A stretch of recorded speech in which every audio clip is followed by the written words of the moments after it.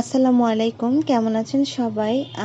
তো অঙ্কটা হচ্ছে বার্ষিক 5% হার মুনাফায় 400 টাকার 2 বছরের চক্রবৃদ্ধি মূলধন কত?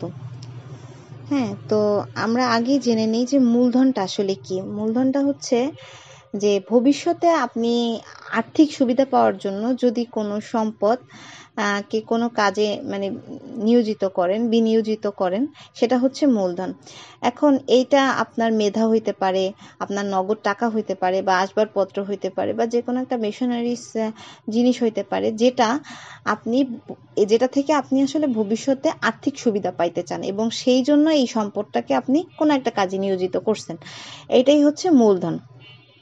তো 400 টাকার 2 বছরের চক্রবৃদ্ধি মূলধন কত, এটা জানতে চাওয়া হয়েছে। হ্যাঁ, তো প্রথমে আমরা তাহলে প্রথম বছরের আমরা সুদটা বের করে নিই।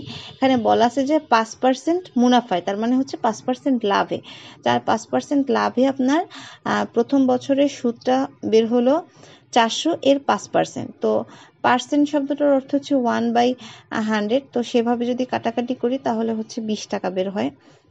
তো চক্রবৃদ্ধি মূলধন বলা আছে। হ্যাঁ, তো এই যে প্রথম বছরে যে সুদটা বের হলো সেটা আপনার মেইন টাকার সাথে যোগ হবে, এবং তারপর সেই মেইন টাকাটার আবার 5% সুদ আপনার বের করতে হবে। এটা হচ্ছে চক্রবৃদ্ধি আকার যেহেতু বলা আছে সেই কারণে। তো দ্বিতীয় বছরের তো সুদ তাহলে আমাদের বের হবে 420-এর 5%। সেটা বের করলে আমরা বের হবে হচ্ছে 21 টাকা। এখন আপনার কাছে জানতে চাওয়া হয়েছে যে 2 বছরের মানে 400 টাকার 2 বছরের চক্রবৃদ্ধি মূলধন কত। তাহলে আপনার যে তিনটা যে মানে মেইন যে আপনার মুনাফা মানে আসল টাকাটা 400 এবং পরে যে সুদ বের হইলো, এই দুইটা যোগ করে দিলেই হচ্ছে আপনার চক্রবৃদ্ধি মূলধনটা বের হয়ে যাবে। তো তাহলে 421 এবং 20 এটা যোগ করলে আসে 441। তো এইটাই হচ্ছে গিয়ে রেজাল্ট। তো আশা করছি সবার ভালো লেগেছে। সবাই ভালো থাকবেন। আল্লাহ হাফিজ।